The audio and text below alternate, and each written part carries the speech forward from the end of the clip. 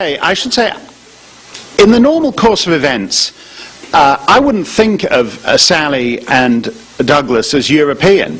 And it's interesting to me that people, I'm glad you don't, people always used to distinguish about that. You used to talk to people in New York and they'd say, I got a plane to catch at JFK tonight, I'm flying to Heathrow, and then I'm going on to Europe.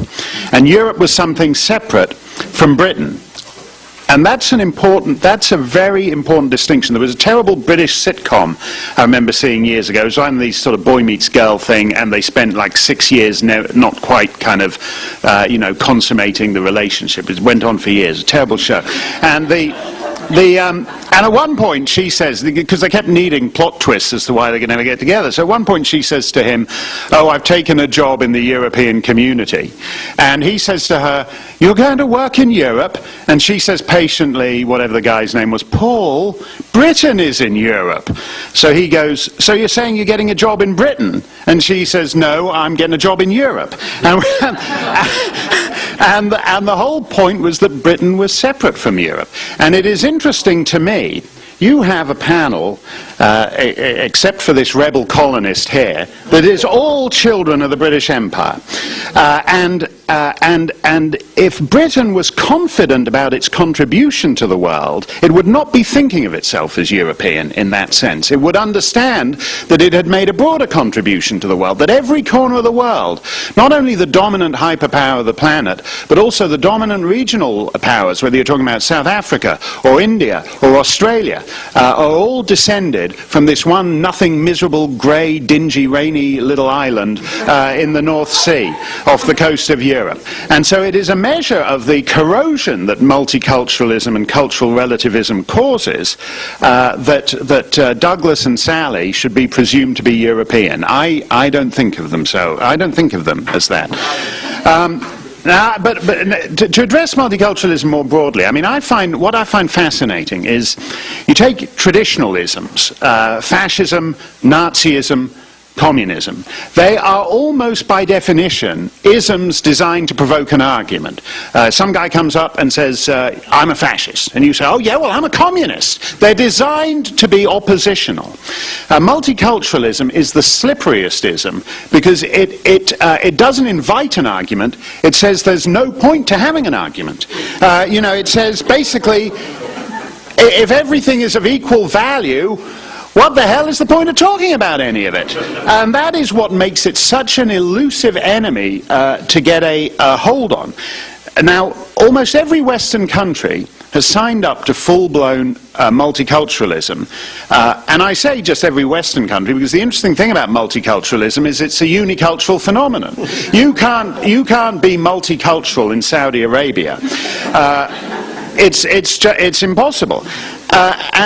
And so if the purpose of your culture is to celebrate multiculture, you're in effect saying that our bedrock belief is that we believe in everything, which is the same thing as saying we believe in nothing. Our core value is that we have no core values. And that is what they teach in schools these days. I think multiculturalism is two things. It's a cult of ignorance. I said we were all, except for this rebel colonist here, we were all children of the British Empire.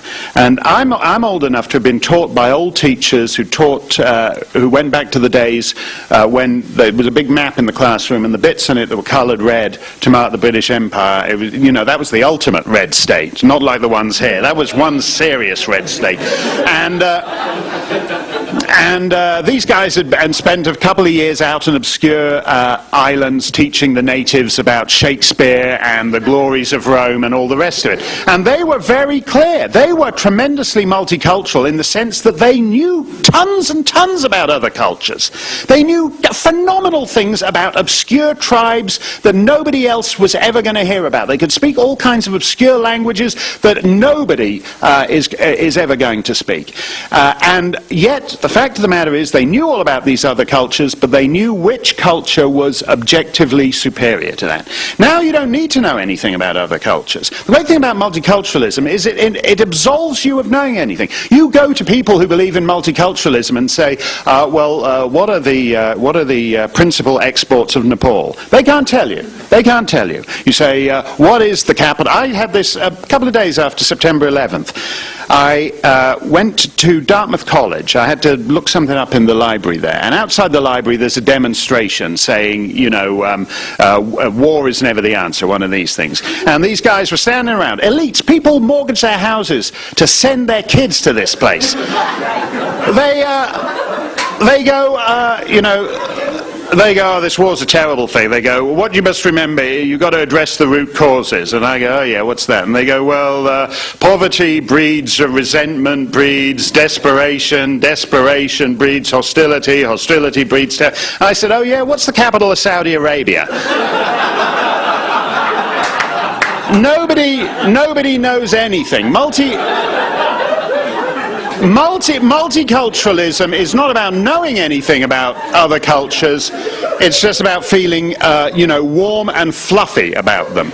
And I'm sure Douglas, I'm sure every member on this panel has had this experience. You go on, you're giving some speech somewhere, you're on some radio show, somebody calls in, and they say, well, I think you're being, I had this experience on NPR the other day. Somebody called up and goes, well, I think you're being very hierarchical. I never even knew that was a pejorative word. And this guy, I said, well, what do you mean? He said, well, you've just said most Muslim countries aren't free. And I said, look, that is a fact. I said, if you take, for example, countries that just have 20% of the population's Muslim, only 3 of them qualify as free. Serbia and Montenegro, Benin and Suriname. And it will be interesting to see whether France will prosper as a 4th member of that group. And the guy goes, well, what do you mean there isn't free? They're not free. And then, so then you start reeling off objective statistics about literacy, about GDP per capita, about women's rights, about votes and democracy. These are facts, what we used to call before the multicultural age, facts.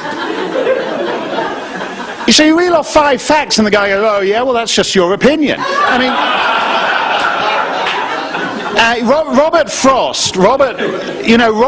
Frost famously said of free verse that it was like playing tennis with the net down, and the trouble with having a you can't discussing cultural relativism with cultural relativists is like playing tennis with some guy who says your ace is just a social construct.